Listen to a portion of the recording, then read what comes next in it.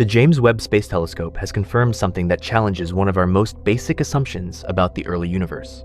Galaxies that should not have existed in their observed form were already fully assembled, chemically enriched, and blazing with starlight just a few 100 million years after the Big Bang. That timeline breaks the models cosmologists spent decades building. To understand why this is so significant, we need to start with what we mean when we talk about the edge of the observable universe and why that boundary exists in the first place. The universe began approximately 13.8 billion years ago in what we call the Big Bang. From that moment, light has been traveling outward in all directions. Because light moves at a fixed speed and time has been finite, there is a maximum distance from which light could have reached us by now. That boundary defines the observable universe. It is not a physical wall. It is a horizon in time. Beyond it, light from those regions simply has not had enough time to reach us yet. But here is where things get counterintuitive. The observable universe is not 13.8 billion light-years across. It is approximately 93 billion light-years across. The reason is that space itself has been expanding the entire time. The light that left a distant galaxy nearly 13.8 billion years ago has been traveling through space that was simultaneously stretching outward. The galaxy that emitted that light is now far more distant than where it was when the light departed. Space carried it away while the light was in transit. This expansion means there are regions of the universe from which light will never reach us, not because of anything blocking it, but because the space between us and those regions is growing faster than light can cross it. Those regions are permanently beyond our informational horizon. We can never observe them, communicate with them, or receive any signal from them. This does not mean those regions do not exist. In fact, there is strong reason to believe they do. The question that cosmologists and physicists have been grappling with for decades is what those regions look like, what physical laws govern them, and whether they differ in any fundamental way from what we observe in our own patch of the cosmos. The most straightforward possibility, supported by current measurements of the cosmic microwave background, is that the universe is geometrically flat. This is not flat in the everyday sense of a tabletop. In cosmology, flatness refers to the curvature of space-time on the largest scales. A flat universe has no overall curvature, which means it extends infinitely in all directions without looping back on itself. If the universe is truly infinite, then beyond our observable horizon is simply more universe, following the same physical laws, containing more galaxies, more stars, and more planets, stretching outward without limit. The cosmic microwave background is the thermal afterglow of the Big Bang. It permeates all of space and arrives at Earth from every direction. By measuring tiny fluctuations in its temperature, physicists can determine the overall geometry of the universe. These measurements, taken with extraordinary precision by missions including the Wilkinson Microwave Anisotropy Probe and the Planck satellite, show a universe that is flat to within a fraction of a percent. The implication of a flat universe is that it is infinite. If the universe truly is infinite, this carries some profound and uncomfortable consequences. In an infinite universe, with a finite set of physical laws and a finite number of ways that matter can arrange itself, every possible configuration of matter must repeat infinitely many times. That means somewhere, separated from us by an almost incomprehensibly large distance, there are other regions of space that look exactly like the region we inhabit. There are other galaxies identical to the Milky Way. There are other solar systems identical to ours.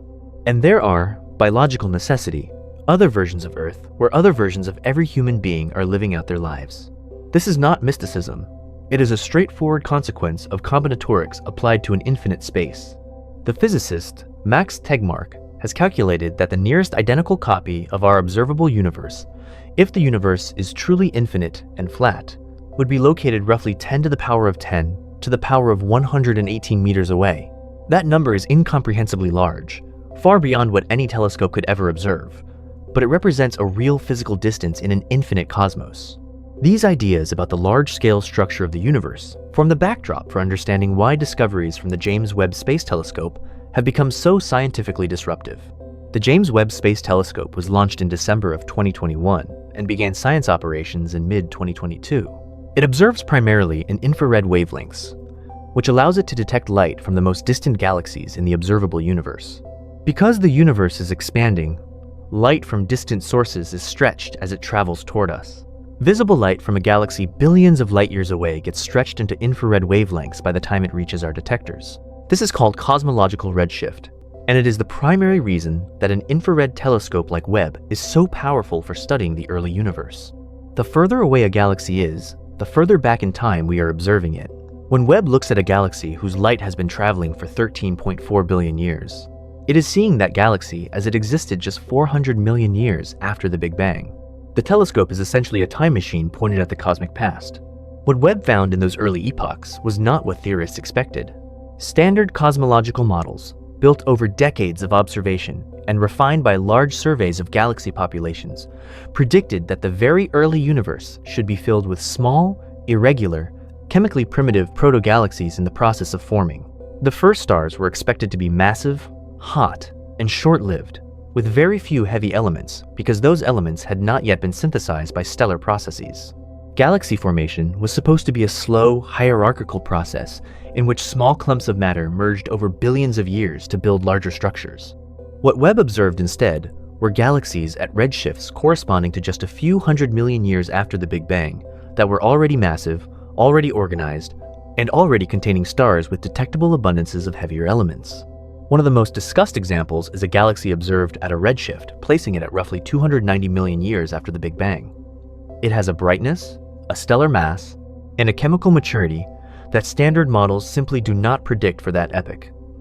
It looks like a galaxy that should be billions of years older than it is. This discovery is not isolated. Multiple independent teams using Webb have reported similar findings.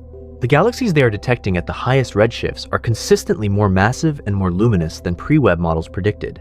Some estimates suggest that there are more massive early galaxies by a factor of 10 to 100 times what the models anticipated. Scientists have proposed several explanations for this discrepancy. One possibility is that early galaxies had unusually high efficiencies in converting gas into stars. Standard models assume that only a fraction of available gas gets incorporated into new stars during any given period, because stellar feedback, radiation pressure, supernovae, and other energetic processes disrupt the gas clouds that fuel star formation. If some mechanism allowed early galaxies to convert gas into stars much more efficiently, they could have built up mass faster than current models allow. Another possibility involves the role of supermassive black holes. There is growing evidence that black holes with masses equivalent to millions or even billions of times the mass of our Sun were already present in the early universe. These early supermassive black holes are themselves difficult to explain under standard models. Their gravitational influence could have accelerated the collapse of gas into stars and altered the evolution of their host galaxies in ways not fully captured by current simulations. A third possibility is that some of the detected objects are not exactly what they appear to be at first analysis. Early photometric redshift estimates, based on the colors of galaxies rather than detailed spectral analysis, can sometimes be incorrect. Some of the most extreme early galaxy candidates have been revised when full spectroscopic observations were performed. But even after revisions, a statistically significant excess of massive early galaxies remains. The most conservative interpretation among cosmologists is that our models of galaxy formation need refinement, not replacement. The core framework of the Big Bang cosmology is not threatened by these findings. What is threatened is our specific understanding of how quickly galaxies assembled after the Big Bang and what physical processes drove that assembly. The less conservative interpretations are more speculative, but scientifically legitimate. Some researchers have raised the possibility that early epochs of star formation and galaxy building proceeded through physical channels that are not part of standard models at all. This could include exotic forms of dark matter that cluster differently in the early universe, or modifications to the physics of gravity on large scales, or processes driven by primordial black holes that formed before conventional star formation began. Understanding the nature of dark matter is crucial to this discussion. Approximately 85% of all the matter in the universe is dark matter. It does not emit, absorb, or reflect light. We detect it only through its gravitational effects on visible matter and on the path of light. The precise nature of dark matter remains one of the most important unsolved problems in physics. The most widely studied candidates are weakly interacting massive particles, or WIMPs, and axions, but direct detection experiments have not yet confirmed any specific particle. Dark matter plays a central role in the formation of large-scale structure in the universe. In the standard model of cosmology, small fluctuations in the density of dark matter in the early universe grew under gravity, forming large networks of filaments and halos. Ordinary matter fell into these dark matter gravitational wells and eventually collapsed into galaxies and stars. The rate at which this structure formation proceeded depends critically on the properties of dark matter. If dark matter behaves differently than assumed in standard models, the entire timeline of galaxy formation could be altered. This connection between dark matter physics and early galaxy formation is one reason that Webb's observations are attracting attention from theorists working across multiple subfields. The early galaxy problem, as it has come to be called, may not be solvable within astrophysics alone.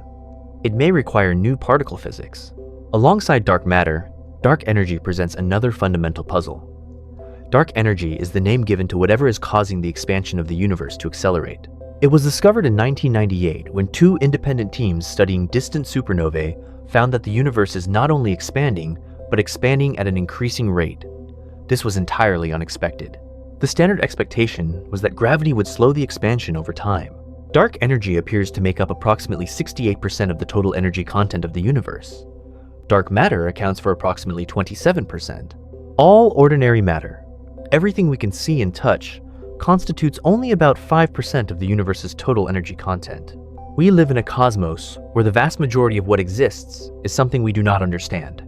The simplest mathematical description of dark energy is the cosmological constant, a term originally introduced by Albert Einstein in his field equations of general relativity and later abandoned when he thought it was unnecessary. The cosmological constant corresponds to a fixed energy density of empty space, sometimes called vacuum energy. It does not dilute as the universe expands. As the universe grows larger, the total amount of dark energy in it increases proportionally with volume, driving the accelerating expansion. This acceleration has a profound implication for the long-term future of the observable universe.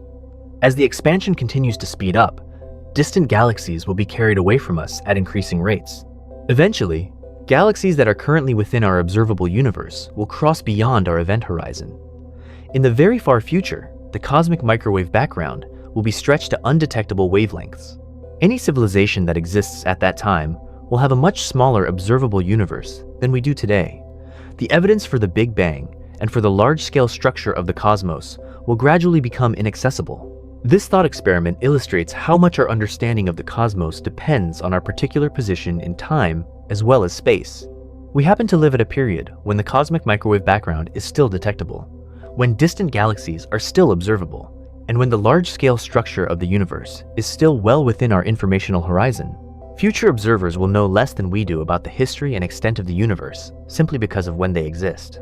Returning to the question of what lies beyond our observable horizon, there is another category of theories that takes the question in a fundamentally different direction. Rather than asking whether there is more space beyond our horizon, these theories ask whether our universe is just one of many. Eternal inflation is a theoretical framework that extends the concept of cosmic inflation, the rapid exponential expansion of the universe that occurred in the first tiny fraction of a second after the Big Bang. Inflation was proposed in the early 1980s to solve several problems with the standard Big Bang model, including the flatness problem and the horizon problem. It explains why the universe appears so uniform on large scales, despite the fact that regions now separated by tens of billions of light years could never have been in causal contact in a standard Big Bang scenario. In the eternal inflation framework, the inflationary phase of expansion did not end simultaneously throughout the universe. Instead, inflation continues forever in most regions of space, driven by a quantum field called the inflaton. Occasionally, local regions of space undergo a phase transition in which inflation ends and the energy stored in the inflaton field converts into ordinary matter and radiation, producing a hot, dense Big Bang. These local regions become what are called bubble universes. In this picture, our entire observable universe is the interior of one such bubble. Other bubbles are forming and expanding in the eternally inflating background, each potentially with different physical constants, different numbers of spatial dimensions, or entirely different laws of physics. The multiverse of bubble universes generated by eternal inflation would be genuinely infinite in extent and would contain an infinite variety of physical configurations. The question of whether different bubble universes could interact with each other is extremely uncertain. In most formulations, each bubble universe expands so rapidly internally that it cannot communicate with other bubbles through any normal physical means. However, some theoretical work has explored the possibility that bubble universes could collide.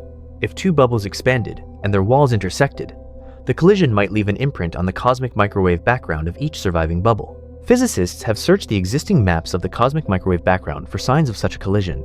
The signature would appear as a circular pattern of anomalous temperature fluctuations at a specific location on the sky. Some analyses have reported candidate signals of this type, but none have been confirmed with sufficient statistical confidence to constitute evidence. The Planck satellite data, which is the most precise full-sky map of the cosmic microwave background available, places strong constraints on the properties of any potential bubble collision signature. String theory provides yet another framework for thinking about what might exist beyond our observable universe. In string theory, the fundamental objects of physics are not point particles, but one-dimensional strings of energy that vibrate in different modes to produce all the different particles and forces we observe. String theory requires more than 3 spatial dimensions to be mathematically consistent. The most developed versions require 10 or 11 total space-time dimensions. The extra dimensions in string theory are thought to be compactified, meaning they are curled up at an extremely small scale, far too small to be detected directly. But the way those dimensions are compactified can vary enormously, and each different compactification produces a universe with different physical laws. The space of all possible compactifications has been estimated to contain something like 10 to the power of 500 distinct configurations. This enormous space of possible universes is sometimes called the string theory landscape. The brane world hypothesis, which emerges from string theory, and its extension known as M-theory, suggests that our entire universe might be a 3-dimensional membrane, or brane, embedded in a higher dimensional space called the bulk. In this picture, the forces we observe, except gravity, are confined to our 3-dimensional brane. Gravity can leak off the brane and propagate through the bulk. This provides one possible explanation for why gravity is so much weaker than the other fundamental forces. Its apparent weakness is because much of its strength is being dissipated into the extra-dimensional bulk. If the brane world hypothesis is correct, other branes might exist in the bulk, each corresponding to another universe. These universes would be physically separate from ours, but might interact weakly through gravitational effects transmitted through the bulk. Some cosmologists have explored the possibility that collisions between branes could generate Big Bang events, producing cyclic cosmologies in which universes are born, expand, cool, and eventually collapse or collide to begin the cycle again. The holographic principle adds another dimension of theoretical speculation. This idea, originally proposed by the physicist Gerard Hooft and later developed by Leonard Susskind, suggests that all the information contained within a 3-dimensional volume of space can be encoded on a 2-dimensional surface that bounds that volume. It is analogous to the way a 3-dimensional scene can be encoded on a 2-dimensional holographic film. In its cosmological application, the holographic principle suggests that our entire 3-dimensional universe might be a projection of information encoded on a 2-dimensional surface at the boundary of the observable universe. This would mean that the boundary is not just a horizon, but is in some sense the fundamental reality, with the 3-dimensional universe we inhabit being a derived or emergent description. The anti de Sitter conformal field theory correspondence, known as ADS, CFT, is a precise mathematical realization of the holographic principle in the context of string theory. It relates gravity in a specific curved spacetime called anti de Sitter space to a specific quantum field theory on the boundary of that space. While our universe does not have anti de Sitter geometry, this correspondence has been extremely useful as a theoretical tool and has strengthened confidence that holographic descriptions of spacetime are not merely metaphorical. All of these theoretical frameworks, inflation and the multiverse, string theory and the landscape, brane world cosmology, and the holographic principle, share a common feature. They all posit that what lies beyond the boundary of our observable universe is in some sense richer, more complex, or more extensive than what we can directly detect. They are all attempts to answer the same fundamental question.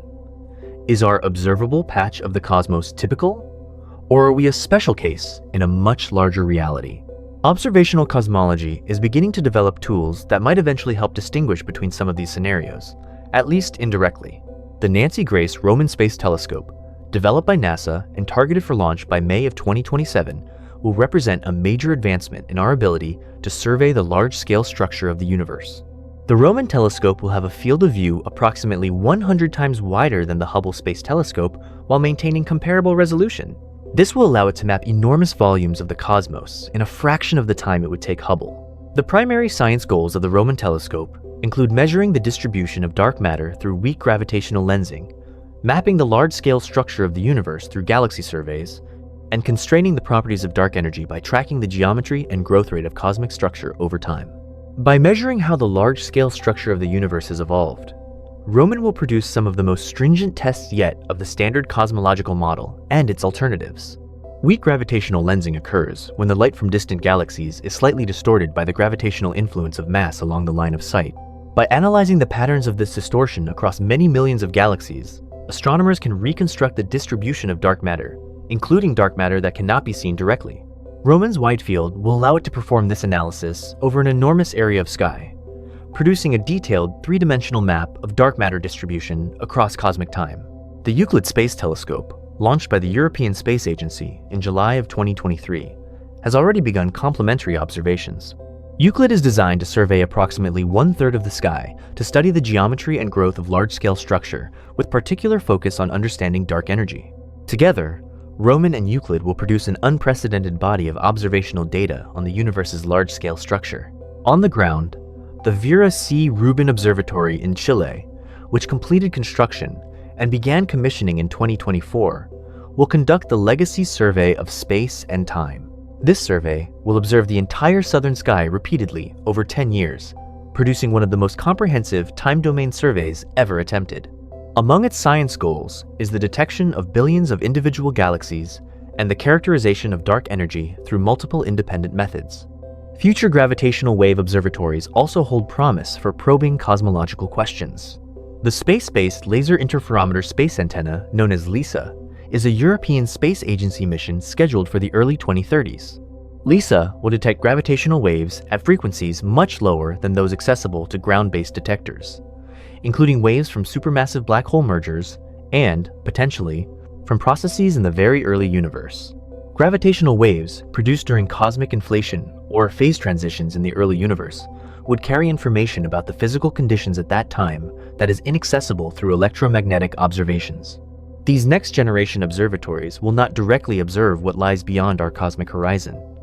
No observation can do that by definition, but they will dramatically sharpen our understanding of the physical laws that govern the universe we can see, and thereby constrain what is likely to lie beyond it. Perhaps the most important scientific development over the next several decades will not be a single spectacular discovery, but rather the accumulation of precise measurements that allow cosmologists to test the foundations of the standard model with unprecedented rigor. The standard model of cosmology, known as lambda CDM, which stands for lambda cold dark matter, is extraordinarily successful at explaining a wide range of observations.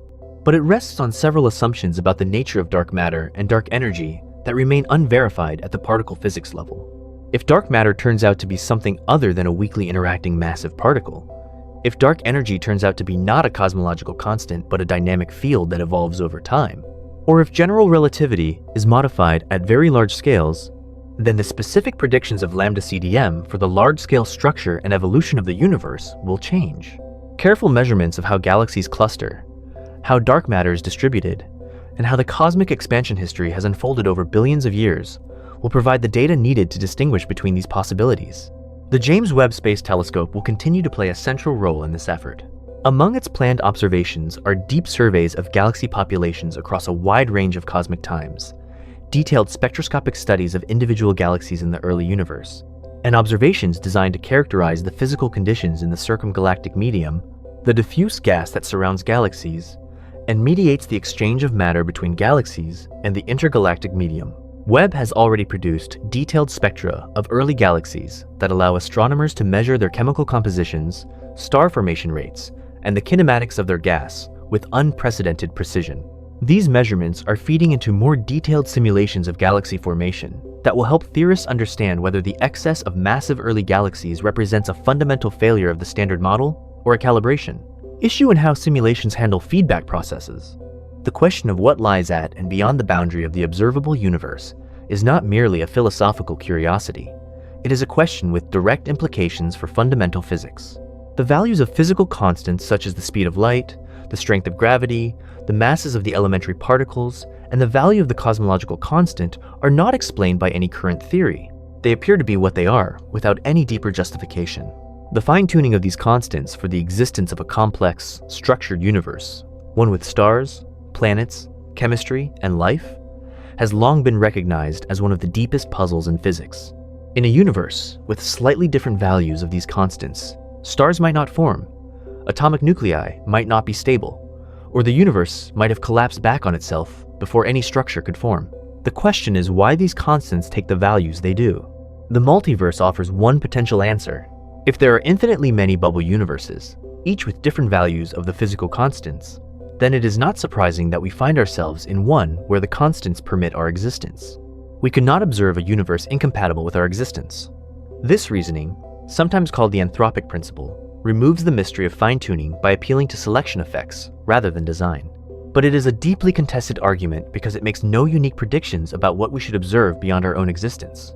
Critics of the anthropic multiverse note that a theory that can explain any observation by appealing to selection effects is not a testable scientific theory in the usual sense. If every possible set of physical constants is realized somewhere in the multiverse, then there is no observation that could falsify the multiverse hypothesis. This is a serious epistemological challenge, though supporters argue that the framework can still be tested by searching for correlations between observable features of our universe and predictions derived from the distribution of universes in the multiverse. The challenge of testing multiverse theories reflects a broader tension in contemporary physics between mathematical elegance and empirical testability. String theory is mathematically extraordinarily rich, but its specific predictions for low-energy physics are extremely difficult to extract because the theory admits such a vast number of consistent solutions. Eternal inflation is mathematically natural as an extension of conventional inflation, but the other bubble universes it predicts are permanently beyond our observational reach. These challenges have led some physicists to argue for new criteria of scientific progress in situations where traditional empirical tests are not possible. Others maintain that if a theory cannot in principle make predictions that distinguish it from alternatives, it falls outside the domain of science as traditionally defined. This debate is not merely academic.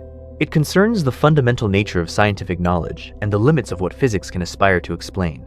What can be said with confidence is that the discoveries being made by the James Webb Space Telescope are forcing a genuine reassessment of our models of the early universe. The massive, mature galaxies found at the highest redshifts are not easily dismissed. They represent a real discrepancy between theoretical expectation and observation. And resolving that discrepancy will require either refinements to existing models, the identification of new physical processes, or, in the most dramatic scenario, modifications to the foundational framework of cosmology itself. The history of cosmology is a history of continual revision in the face of new evidence. The discovery in the late 1920s that the universe is expanding overturned the assumption of a static cosmos. The discovery in 1998 of the accelerating expansion revealed the existence of dark energy, a completely unknown component of the universe. Each of these revisions required cosmologists to abandon deeply held assumptions and reconstruct their understanding on a new foundation. There is no reason to think that this process has ended. The observable universe contains approximately 2 trillion galaxies, a number that itself revised upward dramatically from earlier estimates. The large-scale structure of those galaxies, organized into filaments, voids, clusters, and superclusters extending across hundreds of millions of light-years, is the product of physical processes that began in the first fraction of a second after the Big Bang and continued for nearly 14 billion years. Understanding those processes in full will require not only continued observational work, but also advances in theoretical physics, in numerical simulation, and in the development of new mathematical frameworks for thinking about quantum gravity, the physics of the Planck scale, and the origin of time itself. The cosmic microwave background, now mapped with extraordinary precision, encodes information about the state of the universe when it was approximately 380,000 years old. The fluctuations in that background, the tiny temperature differences that correspond to regions of slightly higher and lower density, are the seeds from which all the large-scale structure in the universe grew.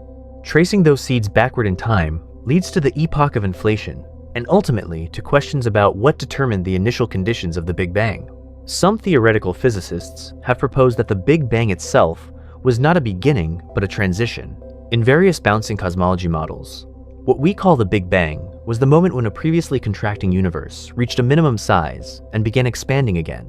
In the Ikai-Pyrotic model, associated with the brane world hypothesis, the Big Bang was the result of a collision between 2 parallel 3-dimensional branes in a higher dimensional space. In loop quantum cosmology, which applies techniques from loop quantum gravity to the early universe, the singularity of the classical Big Bang is replaced by a quantum bounce, removing the concept of a genuine beginning. These models all have different observational signatures, particularly in the properties of primordial gravitational waves.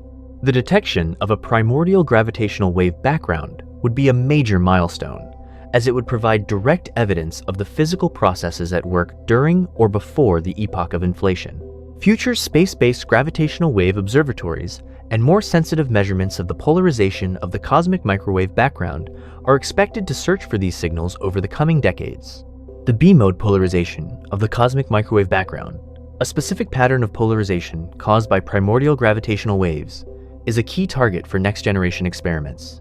Multiple ground-based experiments and a planned satellite called the LIGHT satellite for the studies of B-mode polarization and inflation, known as LIGHTBIRD, are designed to measure this signal with sufficient precision to either detect it or rule out many inflationary models. LIGHTBIRD is expected to launch in the early 2030s. Each of these observational programs is narrowing the space of possibilities. The universe we inhabit has a history that can be read in the distributions of galaxies, the patterns of the cosmic microwave background, the compositions of the earliest stars, and the large-scale geometry of space-time. Reading that history requires the best instruments we can build, the most sophisticated theoretical frameworks we can develop, and the willingness to revise our understanding in the face of new evidence. What lies beyond the edge of our observable universe remains genuinely unknown. It may be an infinite continuation of space, following the same laws we see here. It may be an ensemble of bubble universes generated by eternal inflation. It may be a higher dimensional structure, from which our three-dimensional experience is projected. Or it may be something no current theory anticipates. The discoveries of the James Webb Space Telescope have not answered this question, but they have done something equally important. They have shown that our understanding of even the observable universe is incomplete. If the processes of galaxy formation in the first few 100 million years after the Big Bang are not fully captured by our models, then our extrapolation to regions beyond the observable horizon is correspondingly uncertain. This is the frontier of modern cosmology. The questions are real, the data are accumulating rapidly, and the theoretical stakes could hardly be higher. Every measurement that refines our understanding of what the universe is brings us incrementally closer to understanding why it is, and whether what we observe is just one instance of something far larger than we have yet been able to imagine. The next decade of observations, combining data from Webb, Roman, Euclid, Rubin, LISA, LIGHTBIRD, and instruments not yet built, will test our models of the universe as never before. Some of those models will survive intact. Others will need fundamental revision, and some discoveries may point toward frameworks that do not yet exist. That is the nature of science at its most ambitious. The horizon of knowledge retreats as we advance toward it, revealing not a final answer but a deeper question. And the deeper questions about the origin, extent, and ultimate nature of the universe are among the most profound that the human mind has ever attempted to address. To fully appreciate the scope of what the James Webb Space Telescope is revealing, it helps to understand the physical scale of the universe in more concrete terms. The Milky Way galaxy, our home, contains roughly 200 to 400 billion stars. It spans approximately 100,000 light-years from edge to edge, and is part of a local group of galaxies that includes the Andromeda Galaxy, the Triangulum Galaxy, and several dozen smaller dwarf galaxies. The local group itself is a small corner of the Virgo supercluster, which in turn is just one node in a vast cosmic web that stretches across the observable universe. In recent years, astronomers have identified increasingly large structures in the universe. The Sloan Great Wall, discovered in 2003, is a filament of galaxies approximately 1.4 billion light-years long. The Hercules Corona Borealis Great Wall, identified in 2013 and confirmed through subsequent analysis, appears to extend across approximately 10 billion light-years, making it the largest known structure in the observable universe. These structures challenge our understanding of how the universe became clumped into such large concentrations, given the relatively smooth initial conditions revealed by the cosmic microwave background. The Baryon Oscillation Spectroscopic Survey and its successor, the Dark Energy Spectroscopic Instrument, have mapped the three-dimensional distribution of galaxies across billions of light-years with the specific goal of measuring baryon acoustic oscillations. These oscillations are the cosmic analog of sound waves that propagated through the hot, dense plasma of the early universe before it cooled enough for neutral atoms to form. When the universe became transparent to light at approximately 380,000 years after the Big Bang, those pressure waves were frozen into the distribution of matter. They left a characteristic scale imprinted in the large-scale structure of the universe, a preferred separation between galaxies of approximately 500 million light-years. By measuring this scale at different epochs in cosmic history, Astronomers can trace how the expansion rate of the universe has changed over time and thereby probe the nature of dark energy. The Dark Energy Spectroscopic Instrument, or DESI, began full survey operations in May of 2021. It can measure the spectra of approximately 5,000 galaxies, simultaneously using 5,000 robotic fiber positioners on a 4-meter telescope at the Kitt Peak National Observatory in Arizona. In its first year of full operations, DESI measured the redshifts of more galaxies than all previous spectroscopic surveys combined. The resulting map of the three-dimensional universe provides an unprecedented view of large-scale structure and will eventually yield the most precise measurements of dark energy properties yet achieved. These measurements carry direct implications for our understanding of what the universe is doing and where it is heading. The current phase of accelerating expansion, driven by dark energy, will continue indefinitely if dark energy is truly a cosmological constant. In this case, the universe will expand forever, cooling and thinning over time. Stars will eventually exhaust their fuel and die. Black holes will dominate an increasingly sparse cosmos for an unimaginably long time, before they themselves evaporate through Hawking radiation, over timescales of roughly 10 to the power of 67 years for stellar mass. Black holes? And even longer for the supermassive varieties. In the very far future, the universe will approach a state of maximum entropy, sometimes called the heat death, in which no gradients of energy remain to drive any physical process. But this fate is contingent on dark energy remaining constant. If dark energy is instead a dynamic quantity that grows stronger over time, it could eventually overcome not just gravity on cosmic scales, but the electromagnetic and nuclear forces that hold matter together. In this scenario, called the Big Rip, the accelerating expansion would tear apart galaxies, then solar systems, then planets, then atoms, in a cascade of destruction that would occur at a finite time in the future. Some models predict the Big Rip would occur tens of billions of years from now. Measurements of how dark energy has evolved over cosmic time, which DESI and future surveys aim to perform, will help constrain whether this scenario is possible. Conversely, if dark energy weakens over time, the expansion of the universe could eventually slow and reverse. Gravity would then pull the universe back into an ever-denser state, culminating in what is sometimes called the Big Crunch. In this case, the entire observable universe and whatever lies beyond our horizon would eventually collapse into a single point. Whether this collapse would be followed by another Big Bang is unknown. The physics of the singularity at the end of such a collapse is beyond the reach of current theory, just as the singularity at the beginning of the Big Bang is beyond current physics. The study of singularities, those points where the density of matter and the curvature of space-time become mathematically infinite, represents one of the deepest unsolved problems in theoretical physics. The existence of singularities in the solutions to Einstein's equations of general relativity signals a fundamental breakdown of the theory. At the singularity, general relativity loses its predictive power. A complete theory of quantum gravity, which would reconcile general relativity with quantum mechanics, is needed to describe what happens at these extremes.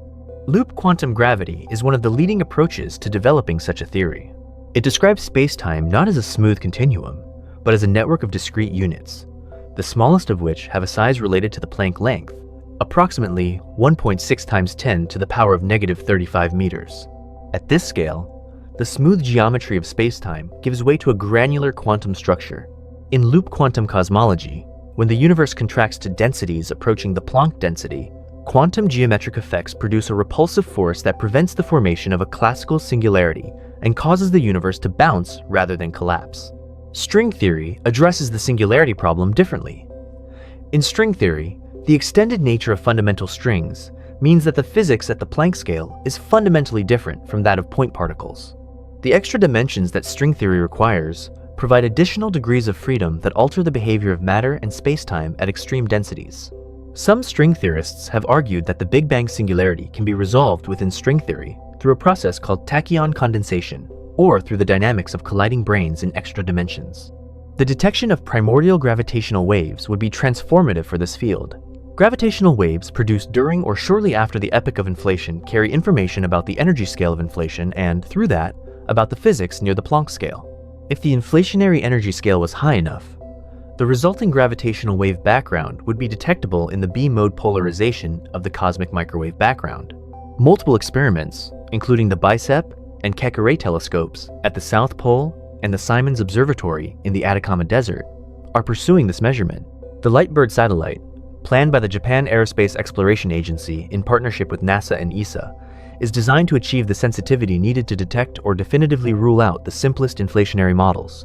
If the inflationary gravitational wave background is detected, it will confirm that the universe underwent a period of exponential expansion at energies close to the Planck scale. This would be powerful evidence for inflation and would place strong constraints on the specific inflationary model. Combined with other measurements, it could help determine whether the multiverse of bubble universes generated by eternal inflation is a real physical feature of our cosmos, or merely a mathematical artifact of the theory. The search for evidence of a bubble universe collision in the cosmic microwave background has been pursued with considerable rigor.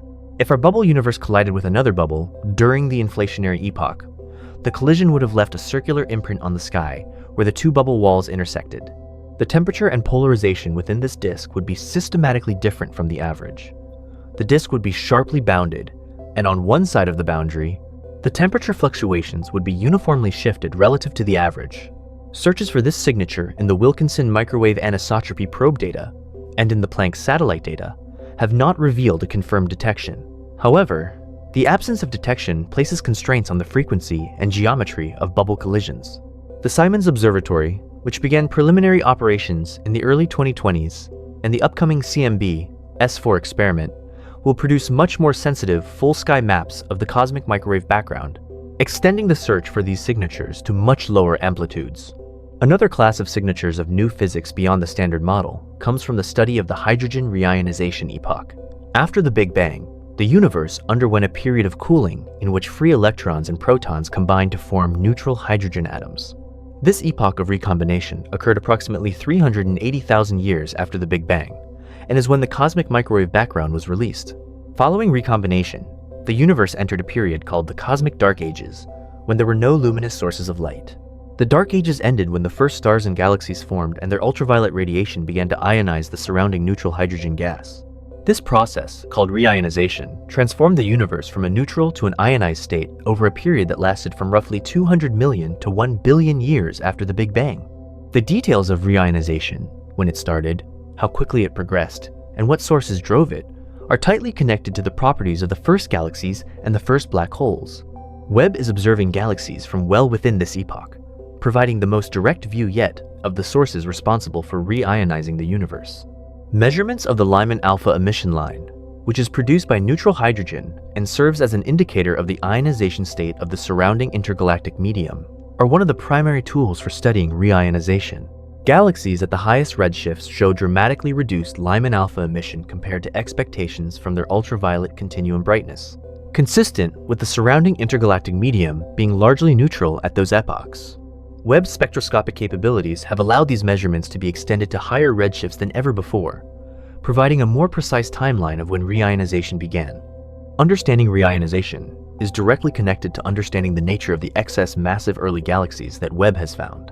If star formation in early galaxies was far more efficient than current models predict, these galaxies would have produced more ionizing radiation than expected, potentially altering the timing and morphology of reionization. Conversely, measurements of reionization can be used to constrain how many ionizing photons were being produced in the early universe, which in turn constrains the properties of early galaxies. The interplay between early galaxy formation, reionization, and the growth of large-scale structure is a rich and interconnected system of physical processes. No single observation constrains all of them simultaneously.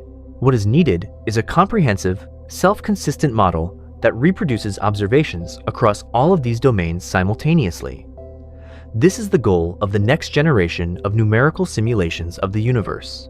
Modern cosmological simulations model the formation and evolution of structure in the universe by numerically solving the equations governing the coupled dynamics of dark matter, ordinary matter, and radiation across cosmic scales.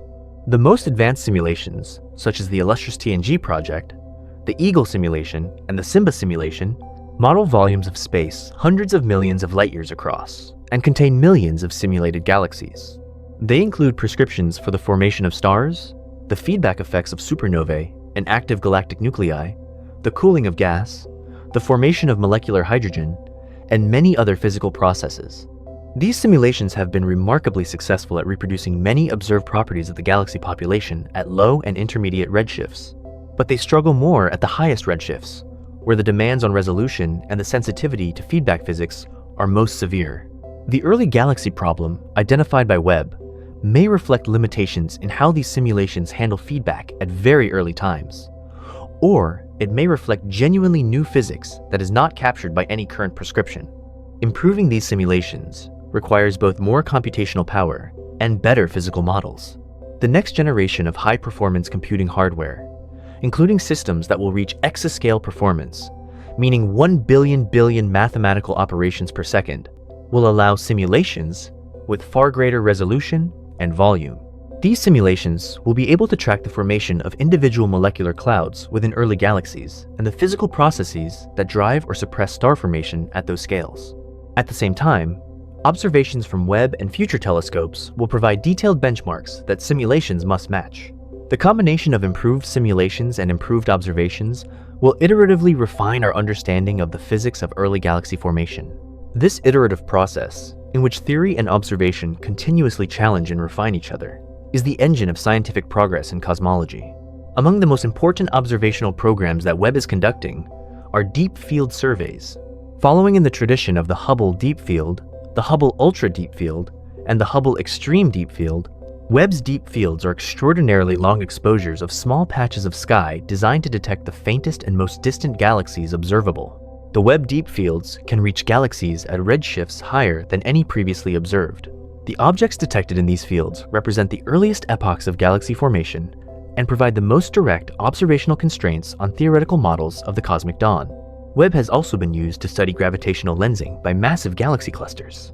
When a massive concentration of matter, such as a large galaxy cluster, lies between Earth and a more distant galaxy, the gravitational influence of the cluster bends and magnifies the light from the background galaxy.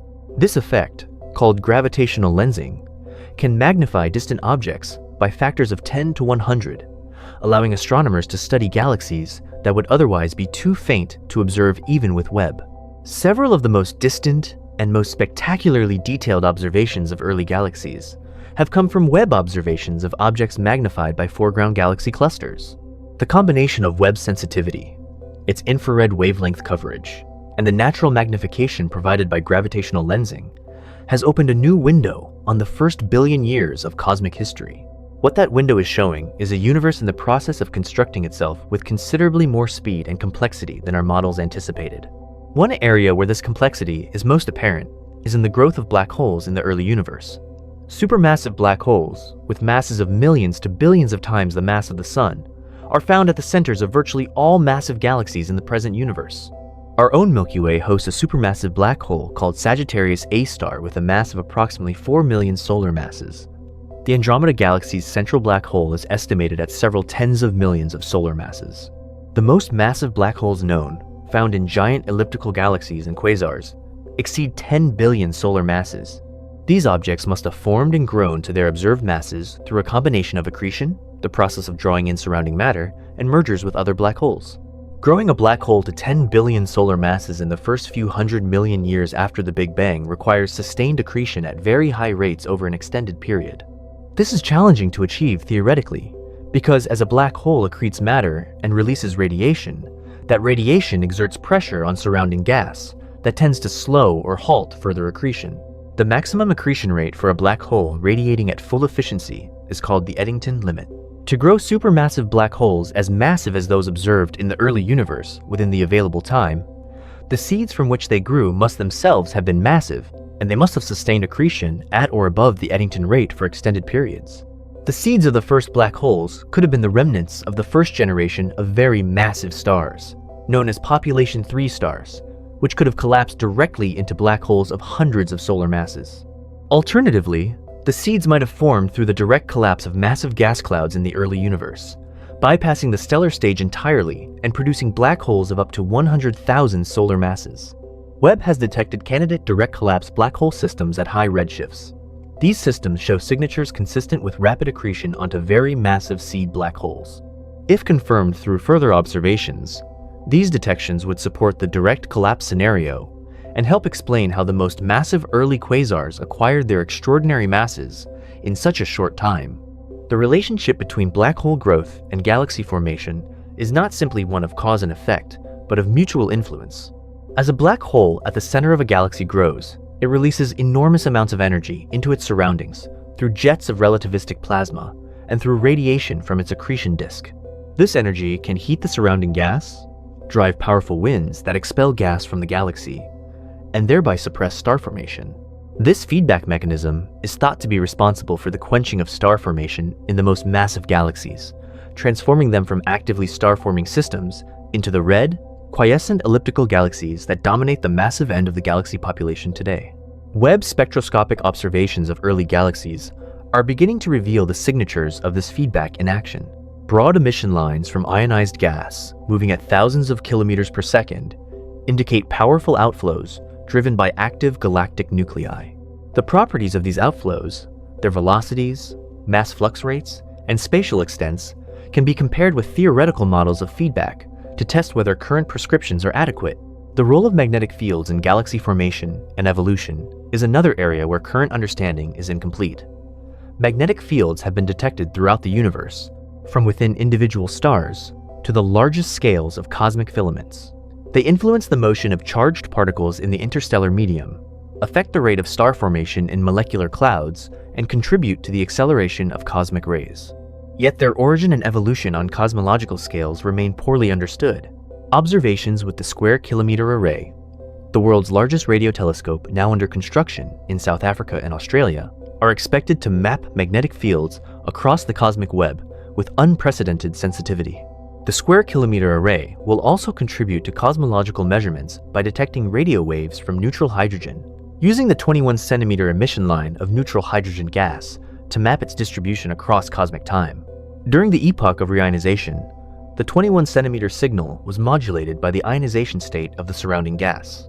Observations of this signal from redshifts corresponding to the epoch of reionization will provide a three-dimensional map of the neutral hydrogen distribution during that epoch, tracing the growth of ionized regions around the first luminous sources in exquisite detail.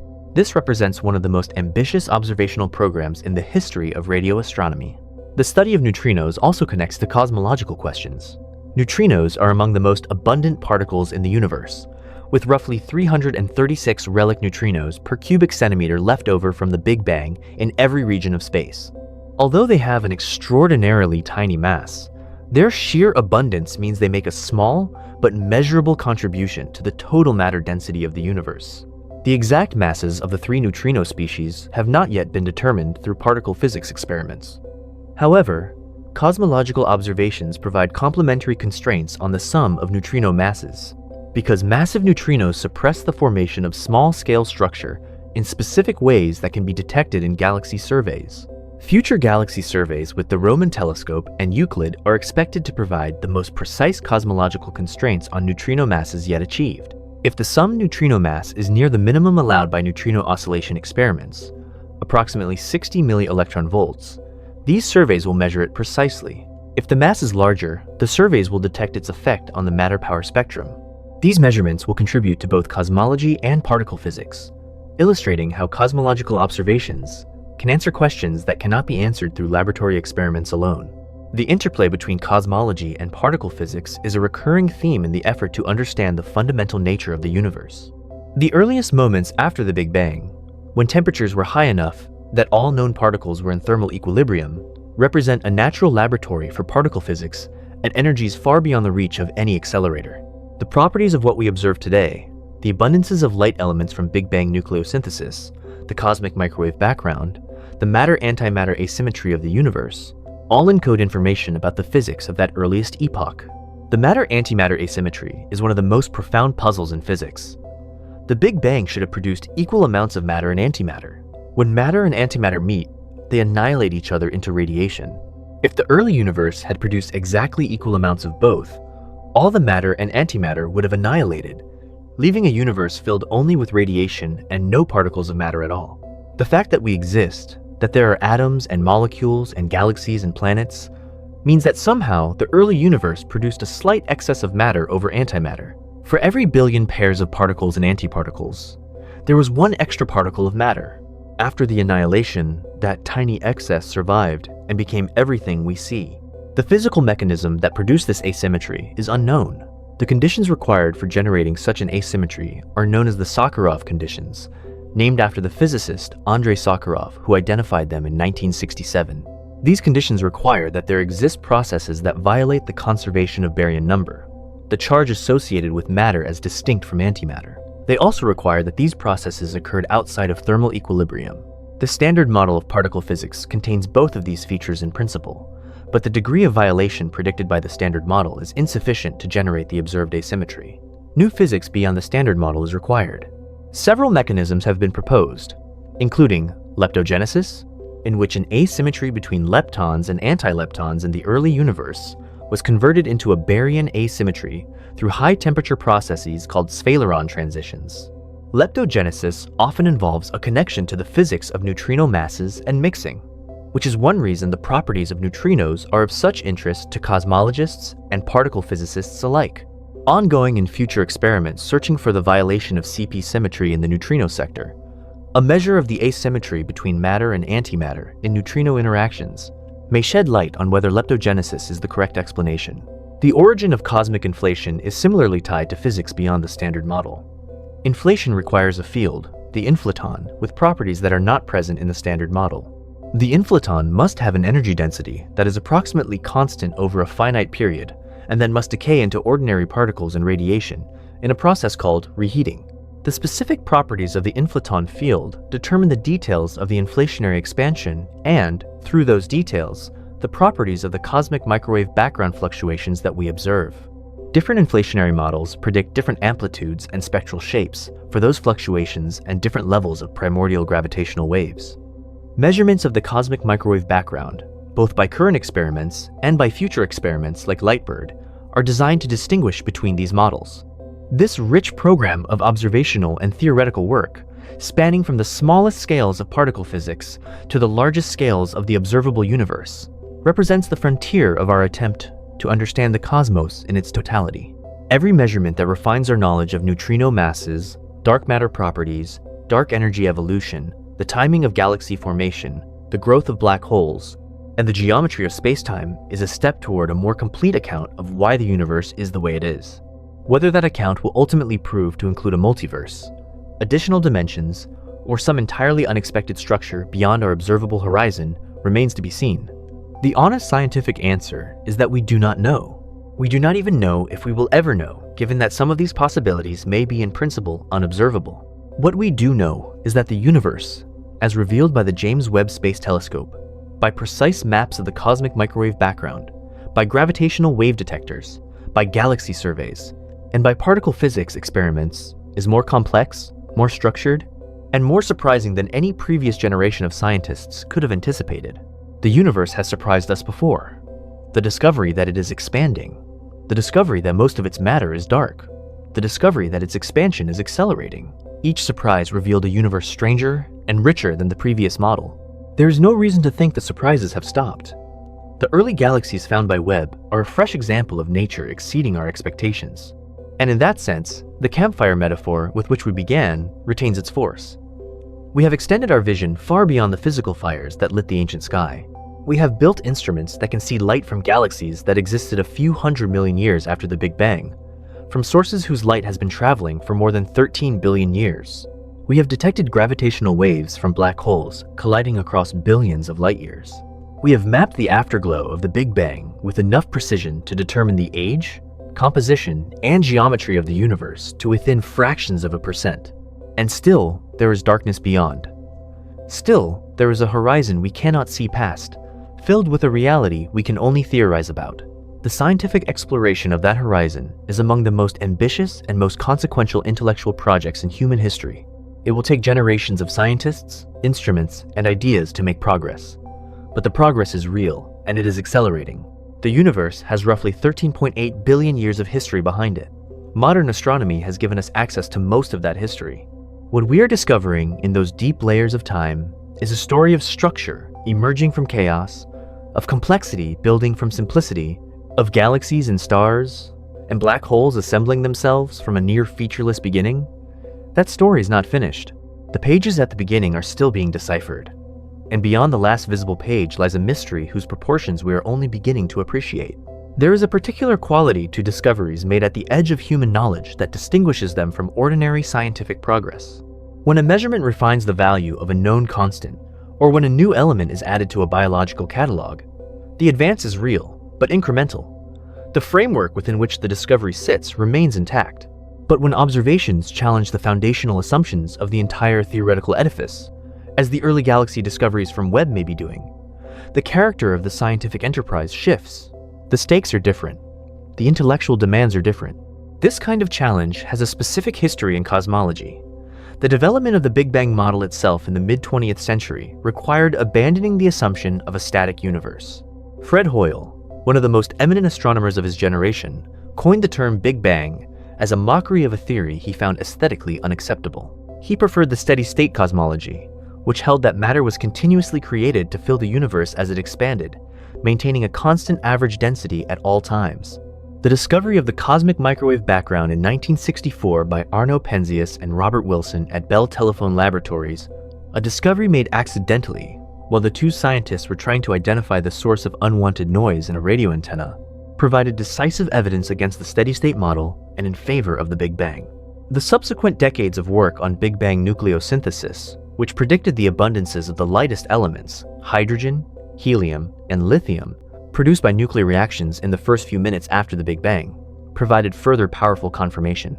The predicted abundances matched observations across the entire range of environments accessible to astronomers, from the oldest, most metal-poor stars in the halo of our galaxy to the primordial gas in the intergalactic medium.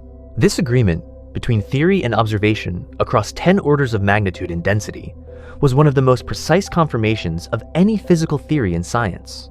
The inflationary extension of the Big Bang model, developed in the early 1980s by Alan Guth and elaborated by Andrei Linde, Alexei Starobinsky, and others, solved several outstanding problems.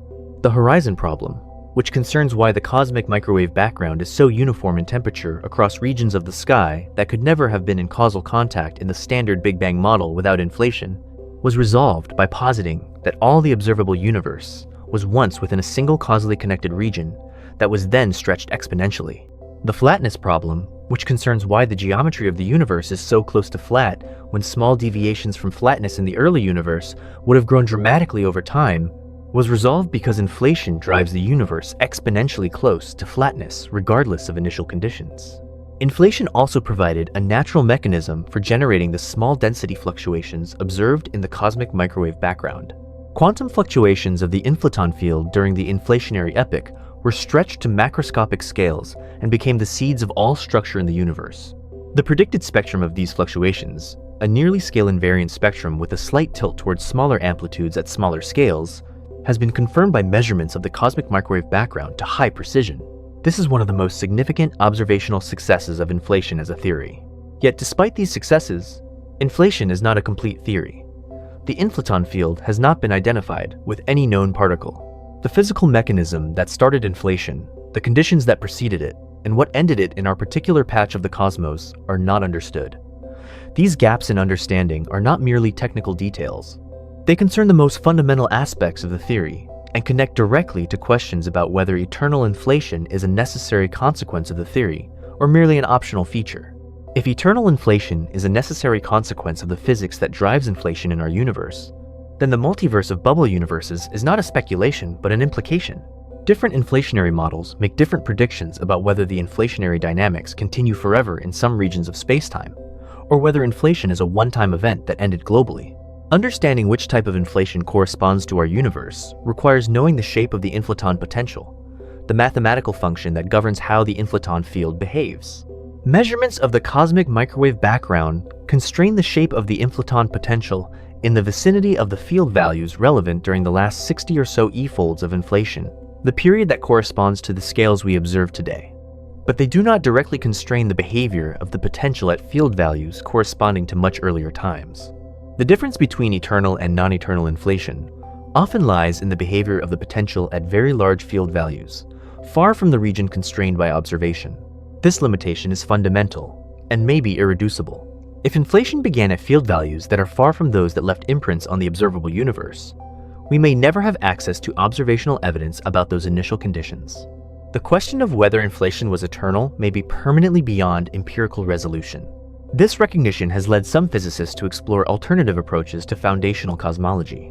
Rather than trying to determine from observation whether the multiverse exists, some researchers have focused on developing new, theoretical frameworks in which the laws of physics themselves are not fixed inputs, but emergent features of a deeper structure.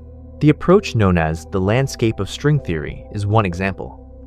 In string theory, the specific laws of physics that emerge in any given region of the universe depend on the configuration of the extra dimensions. Different configurations correspond to different points in the landscape, each with different values of the physical constants and different particle physics. In the landscape, the diversity of physical laws is not a problem to be explained, but a feature of the underlying theory. The challenge is that there are so many points in the landscape, up to 10 to the power of 500, that essentially any set of physical laws can be accommodated. This means the landscape has enormous explanatory power in principle, but very limited predictive power in practice. Given any set of observed physical constants, one can always find a point in the landscape that matches them, without additional constraints on which points are physically realized, or on how to weight different regions of the landscape. No unique predictions follow. Some string theorists have proposed that the landscape, combined with eternal inflation, does generate statistical predictions. If eternal inflation populates the landscape by creating bubble universes at all accessible points, and if observers can only exist in regions where the physical constants fall within a range compatible with life, then the observable physical constants should be typical of the observer-weighted distribution across the landscape. This reasoning, which applies the anthropic principle to the landscape, generates some predictions, including one for the value of the cosmological constant that was made by Steven Weinberg before the accelerating expansion was discovered. Weinberg's anthropic prediction of the cosmological constant, made in 1987, argued that if the cosmological constant is drawn from a distribution of values across the landscape, and if observers can only exist in universes where the cosmological constant is small enough to allow the formation of galaxies, the most probable value consistent with observer existence would be not much larger than the observed value. When the accelerating expansion was discovered 11 years later and the cosmological constant was measured, it turned out to be close to what Weinberg had anticipated. This is sometimes cited as a successful prediction of the anthropic multiverse scenario. However, this success is disputed. Critics note that Weinberg's prediction was not as precise as it is sometimes claimed, that there were alternative explanations for the smallness of the cosmological constant, and that the anthropic reasoning does not constitute a unique prediction in the standard scientific sense. The debate over whether the anthropic principle can be used as a scientific tool continues without resolution. The question of whether scientific inquiry can, in principle, provide definitive answers about the multiverse, or whether some cosmological questions must remain permanently speculative, reflects deeper issues in the philosophy of science. What counts as a scientific explanation? What level of empirical confirmation is required before a theory can be accepted? How should scientists balance mathematical elegance against testability? These questions are not peripheral to physics. They are central to how the field will develop in the coming decades, as it increasingly confronts phenomena at scales and energies beyond the reach of direct observation. There are physicists who believe that the lack of testability of multiverse theories represents a failure of theoretical physics to remain grounded in science. Lee Smolin, in his book The Trouble with Physics, argued that string theory and its associated landscape have led theoretical physics into a dead end from which it cannot escape without abandoning some of its foundational assumptions. He proposed an alternative framework called cosmological natural selection, in which new universes are born inside black holes with slightly different physical constants, and universes with more black holes reproduce more. Over many generations of universe production, this evolutionary process would favor universes with physical constants that maximize black hole production. Our universe, with its abundance of black holes, could be understood as the product of this cosmological selection. Smolin's proposal is more testable than the string landscape because it makes specific predictions about the values of physical constants. If cosmological natural selection is correct, slightly changing the parameters of physics in our universe should reduce the number of black holes that form. Smolin has argued that tests of this prediction have been partially successful, though the predictions are not yet precise enough to constitute a definitive test. Other physicists have proposed that the solution to the apparent fine-tuning of physical constants lies in new symmetries, or in as-yet undiscovered relationships between constants that make the observed values inevitable, rather than coincidental. This approach, which does not invoke a multiverse, seeks to find a unique solution to the equations of physics that selects our universe from all possibilities. It is the approach that motivated much of Einstein's later work and continues to motivate some researchers today. Whether through the discovery of new symmetries, through cosmological selection mechanisms, through the anthropic multiverse, or through some framework not yet conceived, the explanation of why the physical constants take the values they do remains one of the deepest unsolved problems in physics. Its resolution, if it comes, will likely require a revolution in our understanding of the foundations of physics comparable to those brought about by quantum mechanics and general relativity in the 20th century. Returning to the observational frontier, the discoveries being made by the James Webb Space Telescope represent something more than incremental refinements of existing knowledge. They are data points from an epoch of the universe that was previously almost entirely inaccessible, obtained with unprecedented sensitivity and spectral resolution. The early universe revealed by these observations is in some respects familiar, governed by the same laws of gravity, atomic physics, and radiation that we observe locally. But it is also startlingly different in its apparent pace of development and in the maturity of its structures. Webb has observed individual molecular clouds in galaxies at moderate redshifts, tracking the processes of star formation at spatial resolutions that were previously possible only in our local universe. It has measured the temperatures, densities, and chemical compositions of gas in the circumgalactic medium surrounding distant galaxies. It has detected the signatures of active galactic nuclei in galaxies across the full history of the universe, tracing how the population of accreting black holes has evolved from the cosmic dawn to the present. Each of these measurements adds a piece to a complex picture.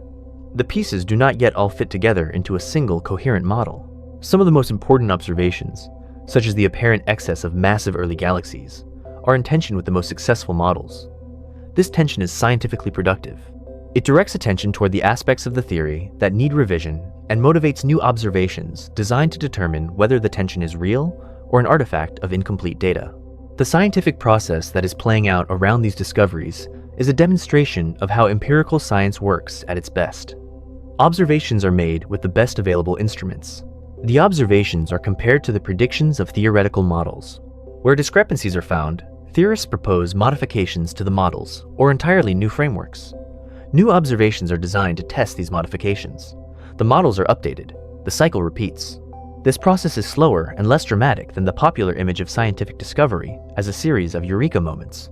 Most of the work is tedious, technically demanding, and subject to revision. Many observations that seem at first to challenge the standard model turn out, on further analysis, to be consistent with it. Some apparent anomalies persist through years of additional scrutiny and eventually force genuine theoretical revision. Others are revealed as artifacts of incomplete data or systematic errors. The early galaxy problem identified by Webb may follow either path. It may be resolved by refinements to galaxy formation models that accommodate more efficient star formation in the early universe without requiring any fundamental revision to cosmology. Or it may persist and deepen as more data accumulate, eventually forcing a more significant revision. At this stage, it is too early to be certain. What is not uncertain is that the universe is a more interesting and more complex place than it appeared even a decade ago. The James Webb Space Telescope has transformed our observational access to the earliest epochs of cosmic history and is producing a stream of discoveries that will keep theorists busy for years. The next generation of observatories, from the Roman telescope to the Square Kilometre Array to future gravitational wave detectors, will extend this transformation across other wavelengths and other physical phenomena. The boundary of our knowledge is not fixed. It moves outward as new instruments are built and new techniques developed. The edge of the observable universe is fixed by physics and will never be crossed by any telescope or signal. But the edge of our understanding is not fixed by any fundamental principle. It can be pushed back indefinitely, revealing ever more of the universe's history, structure, and physical content. What lies beyond that final observational horizon remains the deepest question of all. It is a question that cannot be answered by any telescope because by definition no signal from beyond the horizon can reach us. It can only be approached through theoretical reasoning, through the accumulation of indirect evidence, and through the kind of creative imagination constrained by rigorous mathematics that has always characterized the best work in theoretical physics. The answer, when it comes, will be one of the most significant achievements in the history of human knowledge. Whether it comes in decades or centuries, whether it vindicates the multiverse or refutes it, whether it reveals additional dimensions or cyclic cosmologies or something else entirely, it will be a product of the same intellectual tradition that began when the first human beings looked up at the night sky and wondered what lay beyond the visible stars. That tradition is alive and flourishing. The campfires become a space telescope. The darkness beyond remains. But the boundary between the known and the unknown has never been more actively contested, more carefully studied, or more productively mysterious. There is a discipline within physics that deals specifically with the question of what can be known from within a bounded region of space-time. It is called the theory of observers, or more formally, the physics of information in the presence of causal horizons.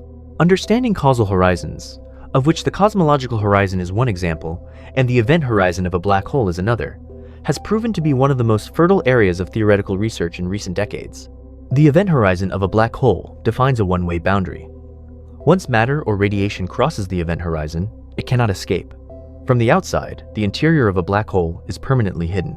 This is a direct physical analogy to the cosmological situation, where the regions beyond our observable horizon are hidden not by a gravitational singularity, but by the finite speed of light in an expanding universe. Stephen Hawking's discovery in 1974 that black holes are not entirely black, that they emit thermal radiation due to quantum effects near the event horizon, transformed our understanding of the relationship between quantum mechanics, gravity, and information. Hawking radiation is produced by the quantum vacuum fluctuations near the event horizon.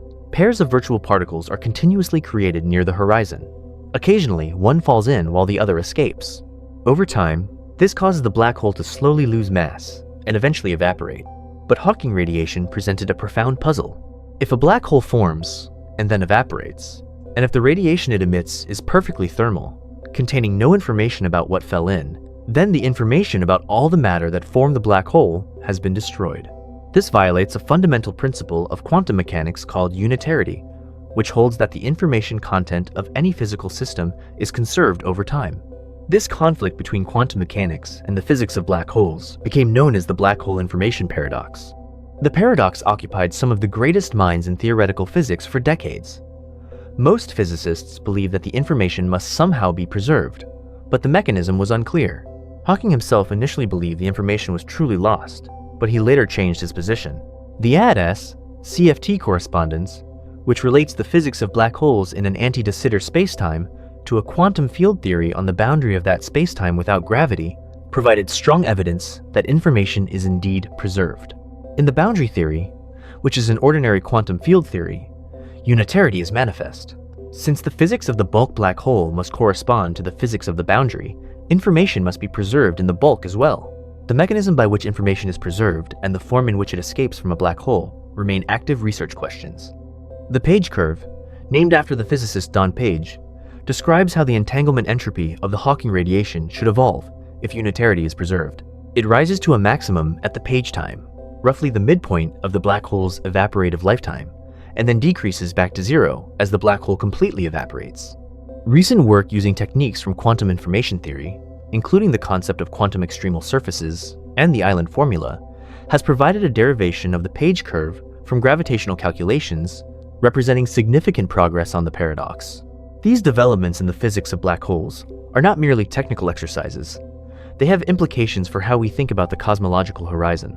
The cosmological event horizon, the boundary beyond which accelerating expansion carries regions of space permanently beyond our reach, is in some ways analogous to the event horizon of a black hole, but with the roles of inside and outside reversed. Understanding the thermodynamic and information theoretic properties of the cosmological horizon is part of the broader program of understanding how quantum gravity operates at boundaries between causally connected and causally disconnected regions of space-time. The entropy of the cosmological horizon has been calculated using analogies with black hole thermodynamics. Just as a black hole has an entropy proportional to the area of its event horizon, the cosmological de Sitter horizon has an entropy proportional to its area. The de Sitter space is the name for the spacetime described by a universe dominated by a positive cosmological constant, which is precisely the long-term fate of our universe if dark energy is truly constant. In de Sitter space, the horizon has a finite area and therefore a finite entropy. A finite entropy for the observable universe has profound implications. It means that the observable universe can be in only a finite number of distinct quantum states. In an infinite sequence of time, a finite system will necessarily revisit any given state, a phenomenon called the Poincare recurrence. For the observable universe, the recurrence time is incomprehensibly large, roughly 10 to the power of 10 to the power of 122 seconds. but it is finite. This is in sharp tension with conventional expectations for the long-term fate of the universe, which assume an ever-expanding, ever-cooling, ever-differentiating cosmos. The implications of de Sitter entropy for cosmology are still being worked out. Some researchers have argued that a universe with finite entropy cannot be eternal in the future, because over infinite time it would be dominated by Boltzmann branes, fluctuations of the quantum vacuum that spontaneously produce observers without any large-scale structure. The preponderance of Boltzmann branes over genuine observers in an infinite de Sitter future would make our experience of an ordered, structured universe statistically bizarre. This is sometimes called the Boltzmann brane problem, and various proposals have been made for how to avoid it, including the idea that the cosmological constant must eventually decay, transitioning our universe from de Sitter space to a different vacuum state. The decay of the cosmological constant, if it occurs, would represent a phase transition of the vacuum of space itself.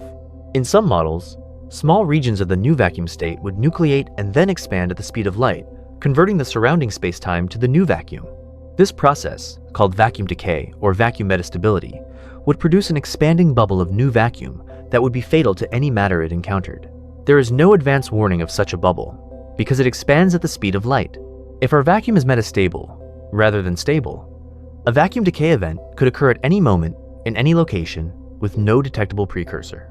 Measurements of the properties of the Higgs boson at the Large Hadron Collider have placed our vacuum in a peculiar position. The measured values of the Higgs mass and the top quark mass suggest that our vacuum is in what is called a metastable state, stable against quantum fluctuations up to very high energies, but potentially unstable to a deeper vacuum at energies near the Planck scale. The lifetime of this metastable state is estimated to be vastly longer than the current age of the universe, but not infinite. If correct, our universe will eventually undergo a vacuum phase transition, though not on any timescale relevant to human civilization. The possibility of vacuum metastability is another example of how the physics of the very small, the properties of elementary particles measured at the Large Hadron Collider, connects to questions about the fate and nature of the universe on the largest scales. Cosmology and particle physics are not separate subjects, but different windows onto the same underlying reality. This unity of physics across scales is perhaps the most profound insight that modern science has produced about the nature of the cosmos. The same quantum field theory that describes the behavior of quarks and leptons in a particle accelerator also governs the production of the Higgs boson, the generation of matter-antimatter asymmetry in the early universe, and the properties of the phase transition that may eventually end our vacuum state. The same general relativity that describes the bending of light by the sun also describes the geometry of the entire universe, the physics of black holes, and the production of gravitational waves from cosmic events billions of light years away. James Webb Space Telescope observations tie into this unity in a specific way. The properties of the galaxies Webb observes in the early universe reflect the initial conditions set by inflation, the dynamics of dark matter and dark energy, the physics of baryons, including all the ordinary matter made of protons and neutrons, the growth of supermassive black holes, and the feedback between black hole accretion and star formation.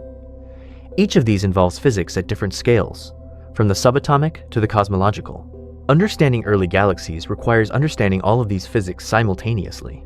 This is what makes modern cosmological simulations such demanding computational undertakings. They must simultaneously track dark matter dynamics on scales of hundreds of millions of light years, gas dynamics on scales of individual molecular clouds a few light years across, and the feedback processes from individual supernovae and accreting black holes on even smaller scales. Bridging these scales within a single simulation is not currently possible at the required resolution for large volumes. It requires subgrid models, prescriptions that capture the effect of unresolved physics using simplified rules calibrated against smaller scale simulations or observations. The accuracy of these subgrid models is a major source of uncertainty in predicting the properties of simulated galaxies. Different choices of subgrid prescriptions can produce significantly different galaxy populations, even when the large-scale initial conditions and cosmological parameters are identical. This degeneracy between cosmological parameters and galaxy formation physics is one of the central challenges in extracting precise cosmological information from galaxy surveys. Future progress on this problem will require both more powerful simulations and new observational diagnostics that can break the degeneracy. Observations with Webb are already contributing by providing new measurements of galaxy properties in the early universe that constrain the subgrid models. The chemical abundances of early galaxies, the distribution of gas within and around them, and the properties of their stellar populations all carry signatures of the physical processes that shape them. As these observations become more precise, they will force simulations to become correspondingly more accurate. The broader aspiration is to develop a comprehensive physical model of cosmic structure formation, from the first quantum fluctuations of the inflationary epoch to the assembly of the large-scale cosmic web, to the formation of individual stars within molecular clouds. Such a model would constitute one of the most complete descriptions of physical reality ever achieved, tracing the causal chain from the earliest moments of the universe to the conditions that allow observers to exist within it. Whether such a complete model is achievable in practice depends on whether all the relevant physical processes are understood and whether the computational resources needed to simulate them are available. Both of these conditions are works in progress. The discovery of what dark matter is made of, the identification of the inflaton field, the understanding of why the physical constants take the values they do, and the development of a theory of quantum gravity all lie ahead. Each of these advances will reshape the theoretical landscape within which simulations are constructed and observations interpreted. The path to this understanding is not a straight line. It involves false starts, competing frameworks, observations that demand revision of favored theories, and occasional dramatic breakthroughs that reshape the entire field. This is how science works. It is messy and nonlinear, and often frustrating to those working at the frontier. But the long arc of scientific history shows that the method is effective. The universe has revealed its secrets to sustained, careful inquiry before, and there is every reason to expect it will do so again. The edge of the universe remains, by definition, forever beyond our direct sight. But the boundary of our understanding is not defined by any physical horizon. It is defined by what we have thought of to ask, and how well we have been able to answer.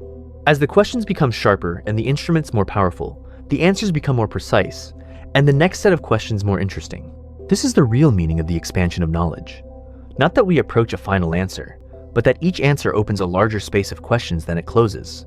For now, the early galaxies seen by James Webb, the mysterious excess of massive structures in the young universe, the uncertain nature of dark matter and dark energy, the unresolved status of the information paradox, and the unanswered question of what lies beyond our cosmological horizon all represent frontiers where the next generation of scientists will make discoveries that change what we know. That prospect is not unsettling. It is the defining feature of a living science, and the reason why cosmology, the study of the universe as a whole, remains among the most exciting and consequential intellectual endeavors in human civilization. There is one more dimension of the early galaxy problem worth examining in detail, and that is the role of the initial mass function of stars. The initial mass function describes the distribution of masses with which stars form in any given star-forming region. It is one of the most fundamental descriptors of a stellar population and has profound effects on how a galaxy evolves over time. In the present universe, the initial mass function follows a pattern known as the Krupa or Chabrier function, which shows that most stars form with masses less than one solar mass. Very massive stars, those with masses of tens to hundreds of solar masses, are formed rarely. However, very massive stars burn much brighter and hotter than low-mass stars, and they live much shorter lives, typically a few million years compared to tens of billions of years for a sun-like star. Despite being rare in number, massive stars dominate the total luminosity of a young stellar population and contribute disproportionately to the production of heavy elements through their supernova explosions. Some theoretical models have proposed that in the very early universe, when the gas was more pristine and had a different chemical composition, the conditions for star formation might have been different. In particular, the cooling processes that allow gas clouds to collapse into stars depended on the chemical composition of the gas. In the early universe, before any stellar nucleosynthesis had occurred, the gas was composed almost entirely of hydrogen and helium. The primary cooling mechanism available to this metal-free gas was molecular hydrogen, a less efficient coolant than the metal lines available in enriched gas. Less efficient cooling would mean that gas clouds could not fragment as finely, and this might favor the formation of more massive stars. If the first generation of stars, called population 3 stars, had an initial mass function skewed toward higher masses, they would have been far more luminous per unit stellar mass than the populations we observe today. This would mean that a galaxy with a given stellar mass would appear much brighter in its early stages if its stellar population had a top-heavy initial mass function. Some researchers have proposed that this effect could partly explain the apparent excess of massive, bright early galaxies seen by Webb. If the first stellar populations were dominated by very massive stars radiating at much higher luminosities, Early galaxies would appear more massive and more luminous in photometric surveys than they actually are in terms of their total stellar mass. Population 3 stars are among the most important and least constrained objects in all of astrophysics. They have never been directly observed. By definition, they form from purely primordial gas with no metals, and they live short lives before exploding as supernovae or collapsing into black holes. Their explosion products, the chemical elements they synthesized and dispersed into the surrounding gas, can be traced in the most metal-poor stars found in the halo of our galaxy today. These ancient stars, survivors from the earliest epochs of the Milky Way, carry the chemical fingerprints of their even more ancient predecessors. The hunt for population 3 stars is one of Webb's highest priority science goals. While the individual population 3 stars themselves are far too faint and distant to be detected, dense clusters of population 3 stars might produce a distinctive spectral signature, particularly strong emission in hydrogen and helium lines, and very weak or absent emission from heavier elements. Webb has been searching for this signature in the highest redshift galaxies it can observe, and there are candidate detections that may represent galaxies dominated by population 3 stellar populations. These candidates require confirmation through detailed spectroscopic follow-up. If population 3 stellar populations are confirmed in early galaxies, their properties will provide direct constraints on the initial mass function in the early universe and on the physical conditions under which the first stars formed. This would be a major advance in our understanding of cosmic history and would provide crucial input for models of early galaxy formation and chemical enrichment. The chemical enrichment of the universe is itself a fascinating story that unfolds over cosmic time. Every atom in the universe, heavier than hydrogen, helium, and a small amount of lithium, was synthesized in a star. Carbon was forged in the triple alpha process, in which 3 helium nuclei fuse sequentially to form a carbon nucleus. Oxygen was produced in subsequent helium burning and carbon burning reactions.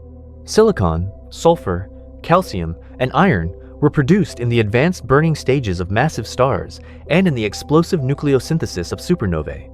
Gold, platinum, and other heavy elements require the conditions found in neutron-star mergers, explosive events in which 2 neutron stars spiral and collide, releasing enormous amounts of energy and producing the heaviest elements through rapid neutron capture processes. The detection of gravitational waves from a neutron star merger in August of 2017, an event designated GW170 August, together with the simultaneous detection of light from the associated kilonova, provided the first direct confirmation that heavy elements are produced in neutron star mergers. Spectroscopic observations of the kilonova showed the presence of strontium, a heavy element produced by the rapid neutron capture process, in the debris of the merger. This was a landmark observation that confirmed decades of theoretical predictions about where heavy elements come from.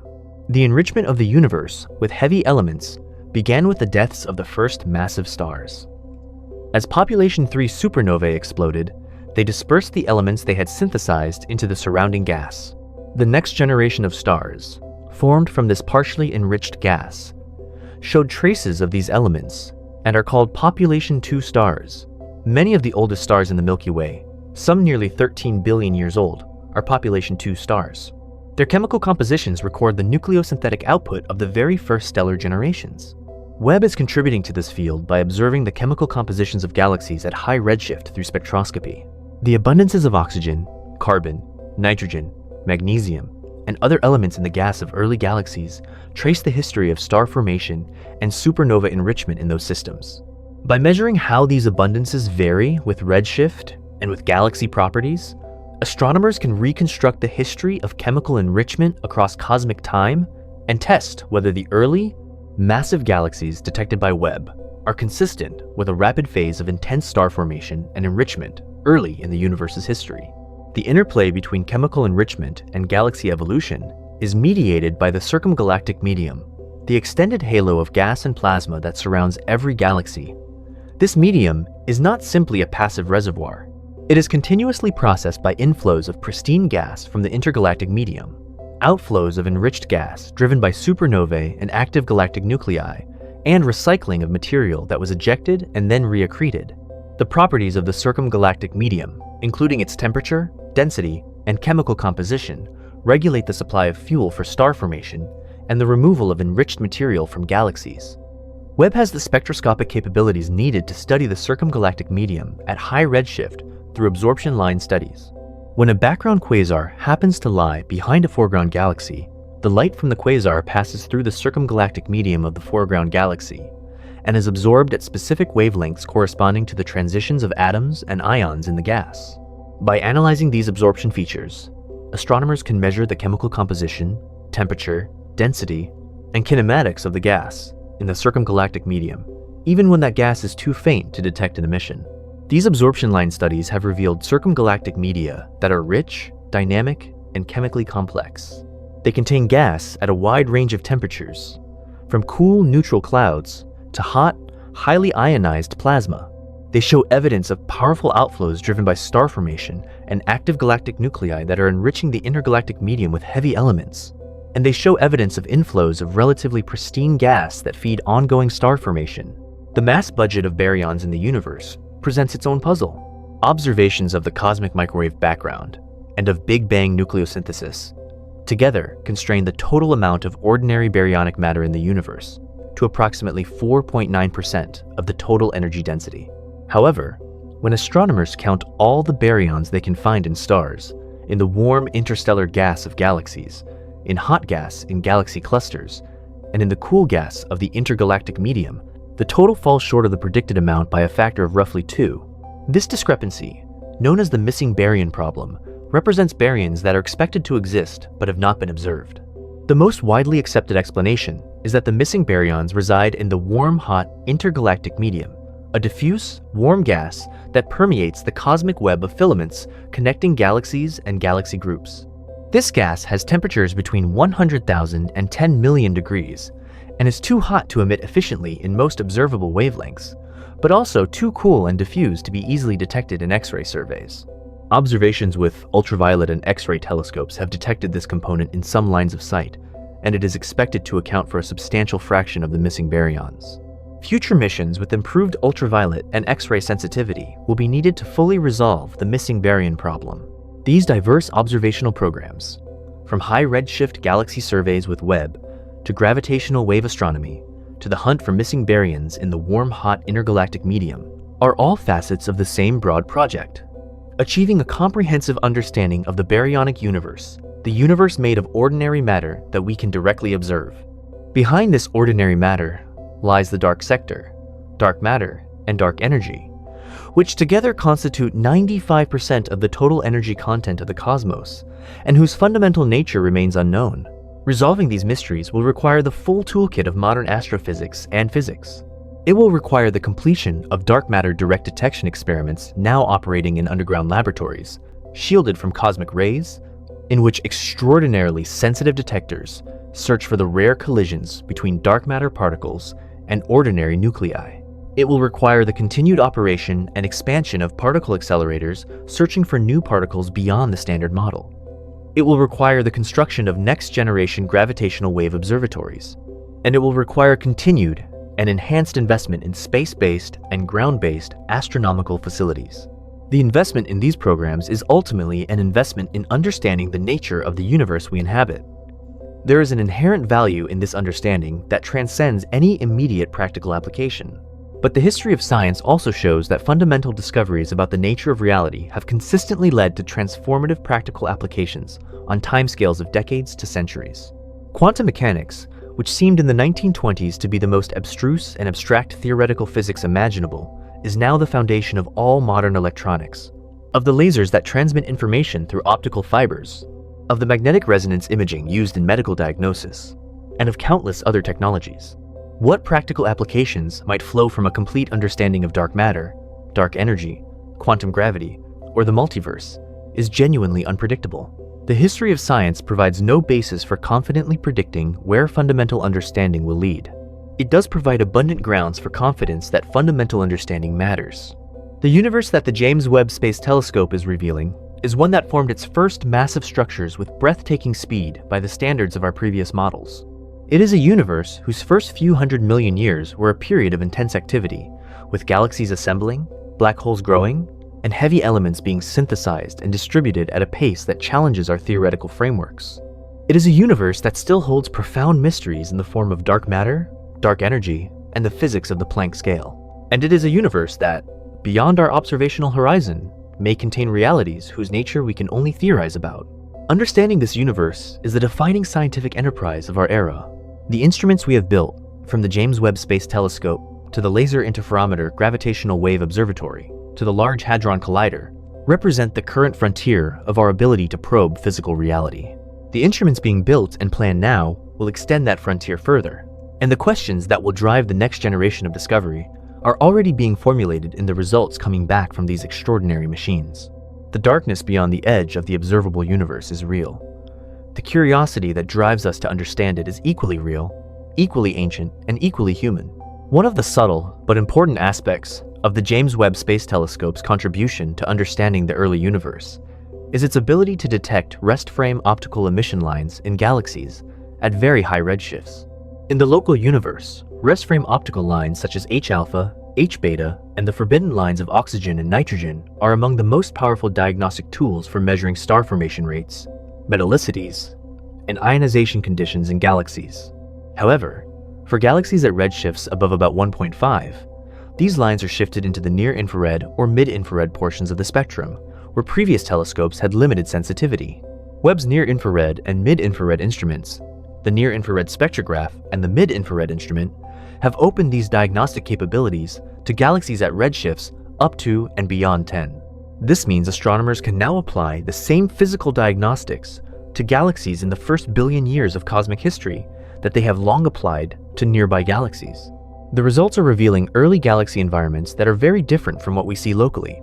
Higher ionization conditions, different chemical abundance patterns, and in some cases, signatures of extremely energetic radiation sources. The elevated ionization conditions found in many early galaxies suggest that the radiation fields within them are harder, meaning they contain more high-energy photons relative to low-energy ones than in typical present-day galaxies.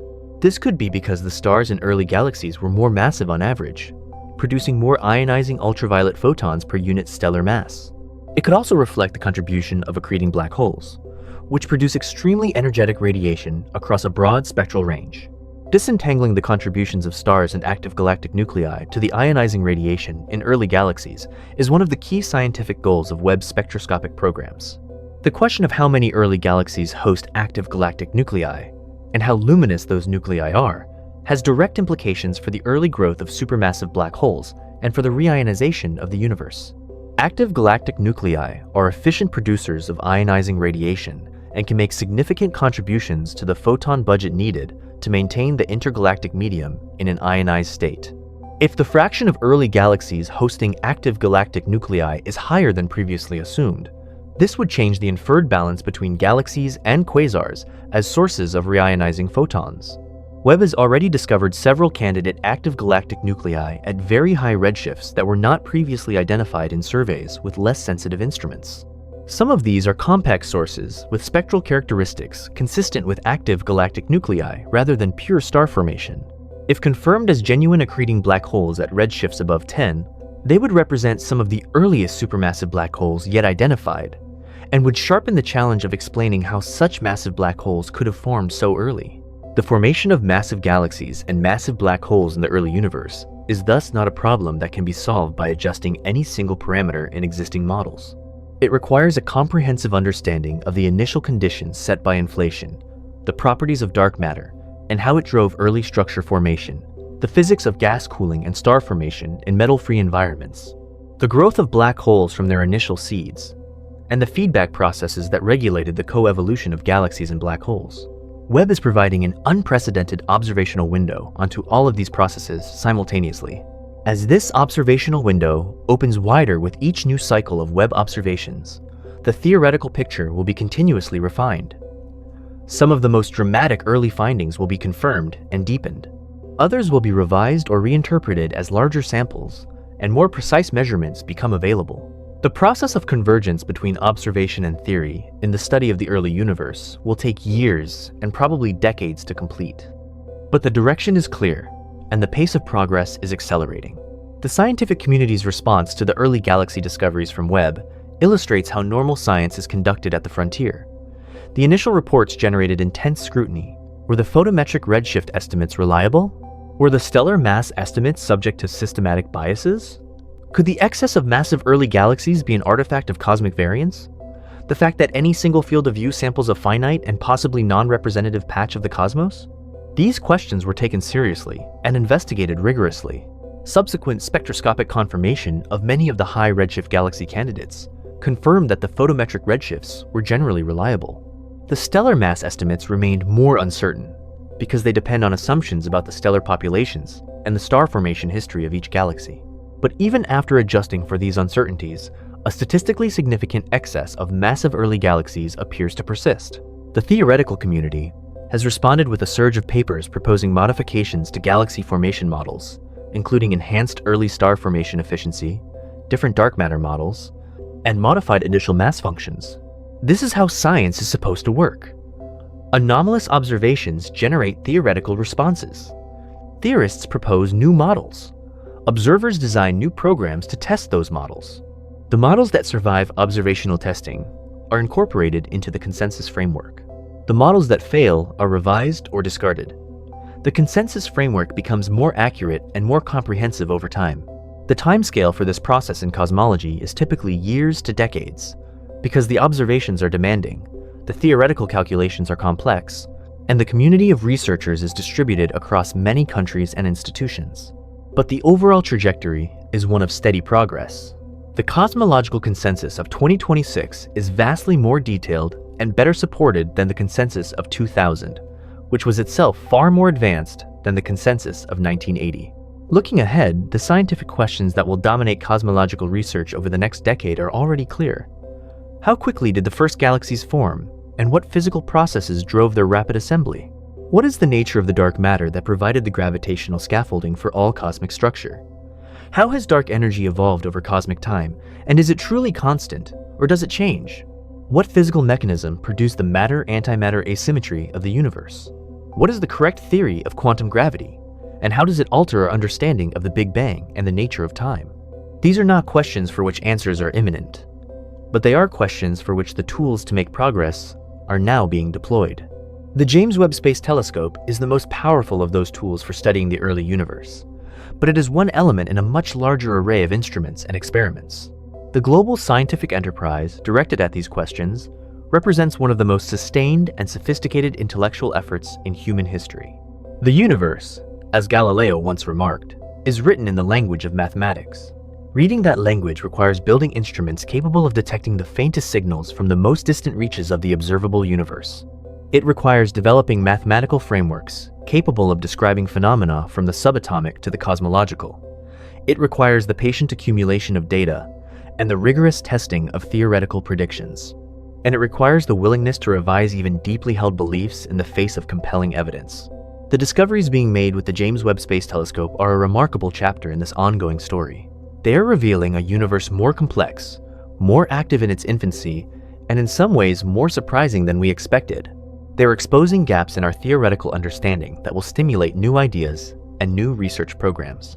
And they are extending the horizon of human knowledge one observation at a time, one galaxy at a time, one photon at a time, from the campfire of our nearest neighborhood to the edge of everything we can see and the boundary of what lies beyond. And yet, what we can see is only the beginning of a much larger reality.